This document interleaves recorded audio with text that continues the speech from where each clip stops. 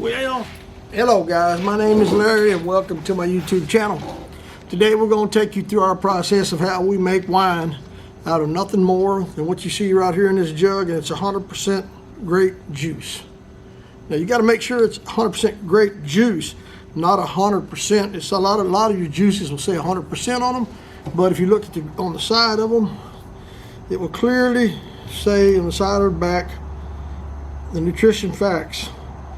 Total fat, sodium 1%, total carbohydrates 14%, includes 0 grams of added sugar. Most of your what I call 100% juices will be just like what I just read to you. Don't be fooled into buying something that says 100% on top of it, but it has added sugars. You want to be able to add your own sugars to making this great wine. So we're going to actually need 128 ounces of this stuff. Now these are the only 2 bottles I can find right now, being this New Year's Eve. So we are going to have to take 1 bottle plus 32 ounces out of this one to give us 1 gallon to go in this jug right here. So that might be a task, but we'll make that happen. And then of course you're going to need some type of funnel or funnels, whatever you want to work with. Then you're going to need another little one of these things, chicken potatoes right here. You're going to need 2 pounds of sugars, another one of them chicken potatoes right there. Some way to squeeze the lemon juice out. You got to have that. Now, I'm pretty fond of the Red Star yeast. I really like this stuff, especially for making wine. It tells you on there active dry yeast, let's see, net weight 0.176 ounces, 5 grams. It is really made for fermenting wine, so that's a big plus. Of course, you're going to need your gallon jug, and you're going to need an airlock or a bubbler, whatever you want to call it. I call it a bubbler, but it's actually airlock, so that once you put the water inside here, you fill it up half and half, and it's got a mark on the front of it right there. I don't know if you can see it or not, but it has a mark on the front, how far you fill the water. And what happens is, as your gases are expelling out of it, it goes down here and pushes this side down, goes back through here and pushes this side up. So whenever it is expelling the gases out of the fermentation process, what happens is you're going to see this side go way down here, and this side come way up there. And of course you'll hear it bubbling, and as long as it's bubbling, it's still ferment, so the wine is not even close to being ready. And then you're going to need a way to cut the lemon. I got me an old knife here. And you're going to have a lemon to add your acid to it. Only half of a lemon is what we'll be using. And then inside here, which I can't really show you, I don't think, without spilling it, is 1 Lipton tea bag to use as your tannin. Now we'll add this into it later on, but we'll get to that step when we get there. We'll go ahead and measure you out 2 cups of extra sugar, just like we got here. Get everything ready to go. Now, our next step is we're going to try to take some of this out of here, probably around 2 cups, because we're going to need enough room to actually put 2 cups of sugar in here without it running over on the top. So that's going to be our next step. We're going to find something to put this into, 2 cups of the juice, so that when we put the sugar in there, we can get that level off, and then we're going to shake that up, of course. So let's make this happen. Give me a few moments. Let me get me something else to pour this 2 cups of sugar into. 2 cups of the actual grape juice into. For the purpose of the video today, what I'm going to do is I'm going to use my gallon jug as my reserve bottle for right now. I'm going to pour some of this grape juice into the actual gallon jug to vacate me some room to put 2 cups of sugar in there. Now you can always pour a little bit more out than you think you're going to need. That way you can always add the sugar to it. And if you need some more grape juice, well, you can add that grape juice to it just as well. But I've cleaned everything you see in the picture here that I'm going to be processing this stuff with Star San. Wine making or any kind of a brewing or fermentation process, you're going to need to make sure that you Oh, that ain't going there, right? No, that goes on this jug, right? Yep, there we go. Okay. Now I'm just gonna temporarily put this old lid back on here. Set this to the side right now. Next thing you're gonna do, open this old jug up and get ready to put your 2 cups of sugar right inside this old thing right here. And you may have your variety of different funnels.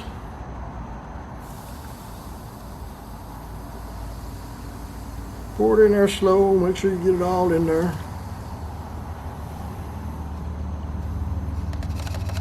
All right, we'll get that out of the way. Now we got the sugar in there. And we're going to take this thing and we're going to shake it up real good. You know, you want to make sure that all of that sugar is dissolved. If it doesn't, it won't process properly or fermentate properly. Well, guys, I hope y'all are having a good New Year's Eve out there. Wife and I, or Mama and I, we're going to stay home with the dogs and the chickens and the cats. We're not going to go nowhere. We think it's it's not safe enough for us to be out there on that highway. There's just too many people out there that just can't drive after they're a little bit impaired. So yeah, you want to make sure that you shake this little stuff up where you don't have any residual down in the bottom. You see there's a little bit in there. We'll shake it a little bit longer. You really want that old sugar to set into that old grape juice the best you can. It increases the chances of a good fermentation process.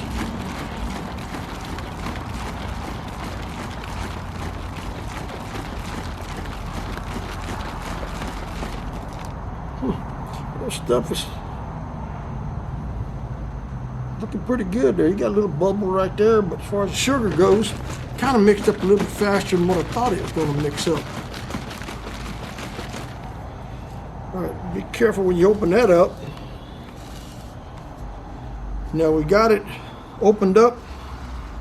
And I might say, guys, if y'all got any questions or comments, put them down there in the comment section down below. I'm not an expert in this field. However, I've been making this old wine for probably 5 or 6 years. Learned a lot of recipes passed down from my grandparents when they were still alive, through my dad, and now to me. We're going to be making many other different videos that are going to be showing, you know, maybe apple, maybe cranberry. This, like I said, this is grape. We may cross some cranberry with some grape, or we may cross some grape with some apple. And then once our grapevines start producing their own grapes, which will be later on in the coming year, we will go ahead and process some real grapes, make our own grape wine, and we'll take you through the process of picking the grapes from the vines and bringing them out here, and fermentation process, and how we're going to get them all to a jar themselves. Well, you see, you got a lot of foam there. Oh, let me back up. We ask that you do hit the like, subscribe button. We're just an old mom and pop channel. We don't have any sponsors. And if you hit the like and subscribe button, it does help us. You would not believe how much it really does. It helps the video get out there and reach other people that may not see this video in the meantime. If you don't hit the subscribe and like button, it just usually sits there, because YouTube doesn't really favor us old folks much. We don't have a lot to offer. But anyhow, please, we ask you to hit the like, subscribe button for help us get out there and do a better job than what we're doing today. Well, now back to the video. You see we got a little bit of a foam up there on top. I call it head. You know, and next step, what we're going to do is we're going to put the lemon in there. We're going to cut this old lemon on half, just like so, and pop there. If you got any seeds in there that you can see, take them seeds out of it. Okay. Now, you're probably asking what I had this for. You're looking at it. Again, all this stuff has been cleaned up with star sand, so we know there's no contamination. Squeeze that old lemon out, get that old juice out of it, and what that does is, let me get some more out of there. I like that old lemon. There we go. All right. If you've ever made wine, woo, that's tardy. If you've ever made any wine, you're gonna know that if you open or let me back up, if you've ever drank any wine, and you let it set out overnight, even with the cork in it or the cap on it, if it ain't all the way tight, next morning, next day, whenever you drink it again, it kind of tastes like it's got a flat taste to it. You just don't feel any fizz to it. It feels like it's dead. You know, the wine just doesn't taste like it did when you first opened it up. Yeah, there's a reason for that. You know, a lot of wines have some type of acid in them, and tannin, which is this stuff right here, to give it added color. You won't get any kind of Lipton tea flavor out of it, and that's a Lipton tea bag. But the cut that's used for coloring, or tannin, whatever you want to call it in the actual real wine world. But if you add a little bit of lemon to it, it gives it a little bit of acid kick to it, and it will kind of make it more pure, taste kind of more sparkly, a little more high energy. So that little bit of lemon juice extracted out of that lemon will make a world of difference.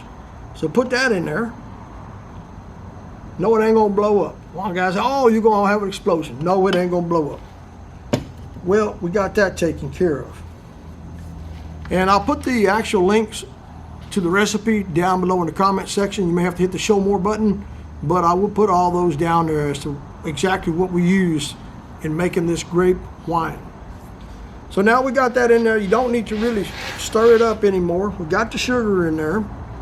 Now, I might shake it up just one more time to get that old lemon bounced around in there quite a bit. Don't have to be shook up much. Just a little bit there. You see it fills up pretty good. And next will be the actual Lipton tea bag. That's what we got right here, just a regular Lipton tea bag. It's been soaking for about 10 minutes. And we're just going to discard this on the floor over here. We're going to put that old Lipton tea bag right in there. And then we're going to add that to it just as well, okay?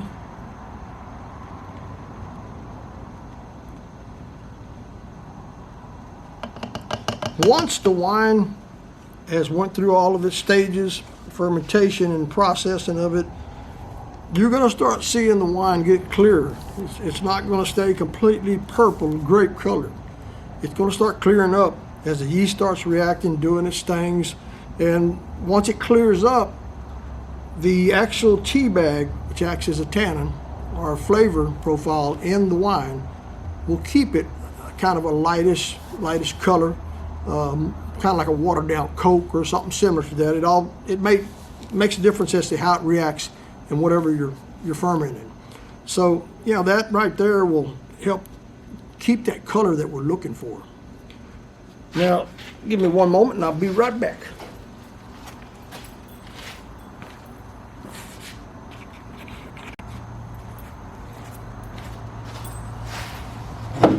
Okay, now guys, I'm gonna confuse you just a little bit, just like I kind of confused myself. But it's not a bad mix-up. It's just temporary. We can fix this real fast. Now, in between the clips that we just showed you, or the previous clip of this video, I went ahead and to cut the video short a little bit, I poured 32 ounces out of this jug. 32, 33 ounces, somewhere around it, but let's say 32 ounces back into the gallon jug. All right, so 32 ounces out of this jug and the 96 ounces out of this jug that's already partially in this jug should be enough between what you see here and here to fill that jug up to the top. Now we don't want it filled all the way to the very top. We want it filled up to about somewhere right here. You need a little room for expansion. If not, that bubbler will blow right off of there. Possibly if you got a lid on there, and I'm going to show you a secret to that lid. If you don't have a bubbler, that'll work just as well later in the video. But so we can take what we have now. This is the sugar mix with the lemon and the Lipton tea bag in this jug. This is pure grape juice. So we're going to take this stuff, and we're going to stir it back and forth a couple times, shake it up even a little bit more. Now this step is really not necessary all the time, but it's just my way that I've always done it. And I'm going to continue to do it the same way.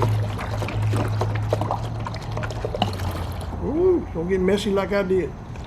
90% of the time, I'll make a mess with this stuff because I get too big of a hurry.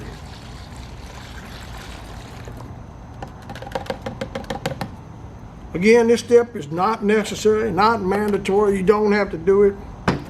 However, it's just another way for me when I dump it to see if I have any more sugar in the bottom of this container. That's basically all it is. Okay, we've got everything added with the exception of the yeast. Now, what we're going to do at this point, we're going to bring the carboy gallon jug, as you call them. I guess technically that's what they call them, carboys. But anyhow, it's a gallon glass jug. And we're going to see if we can get all of this into this. And then the next step, we're going to be putting the yeast in it. Again, make sure everything you got is clean. You don't want any contamination.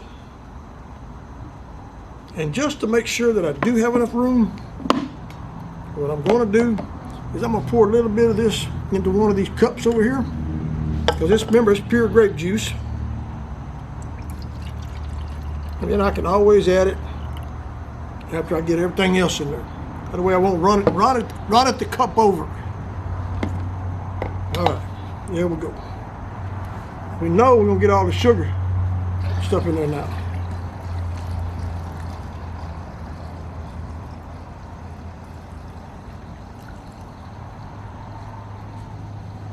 One day y'all guys are going to be just as old as me. And you're going to have more bloops and blunders than I got in this video. See? Look at that. Got just a little bit left. We need to get that in there. Good thing I took that out of there, right? Oh, we're going to run it over. Okay, we got a little bit left in there, but it ain't much to worry about. We know the sugar's all mixed up, but it would have been good to get all that in there. And we're not done yet. We still might get some more in there. So you take a little bit of time, let this settle down some, and we might be able to get the rest of that jug right there in that bottle. But that old foam taking up a lot of space in that old jug, right? Well, think about it. The closer you get to the top, the less room you have for liquid.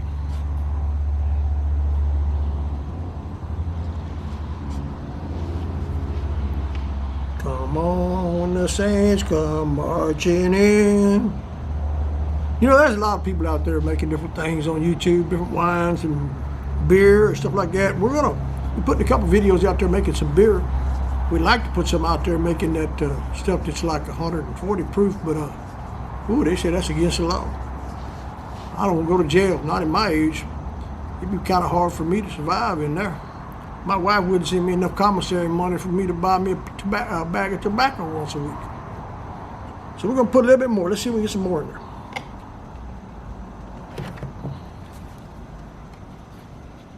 Now, pour it real slow and real easy. It won't create all that foam. Just a tad bit more, not much. Well, guys, that's about it. That's all we're going to get in there. But that's enough. Okay, now then what you're going to do is we're going to let this old thing settle down a little bit. Got a little mess here did on my old cedar board. I cut this old board with my homemade sawmill. We got a couple videos out there on that too. Check them out. Now we'll let this settle in there pretty good. Then the next thing we're going to be doing is adding this old Red Star yeast. Now, I ain't gonna read all that small crap on the back, but you can go on the internet and figure it all out. There's Lavalin, there's all kinds of different yeast out there, but as long as I've been making this old stuff here, when you put this in there and you do it right, sometimes you can get that alcohol proof up there 18, 19%. Now, I'm not saying you want to make it so powerful that you get you a bad hangover or get drunk off of it, but it sure is nice when you got a little kick to it. Now, we'll tear the top off of this. I said we're going to tear the top off of it. Looks like we're going to cut the top off of it. They got it sealed pretty good.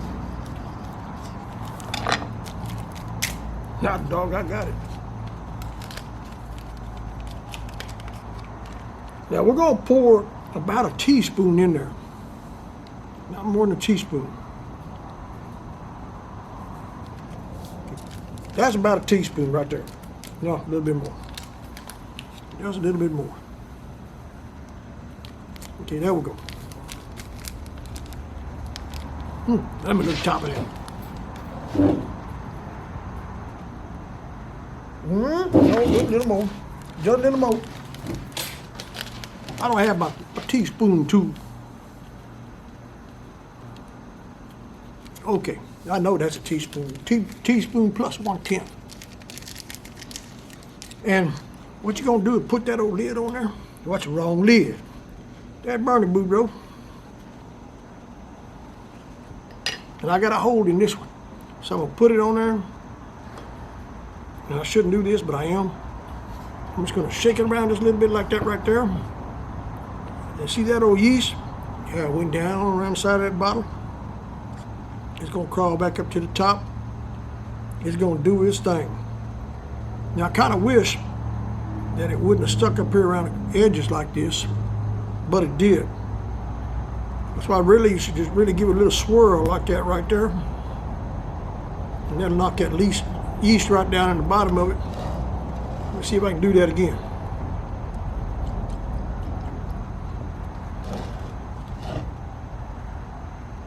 You can do that right there too. But either way you look at it, you get a little yeast up there. So that's where we're gonna leave it. Screw your top on there. Put your bubbler in there.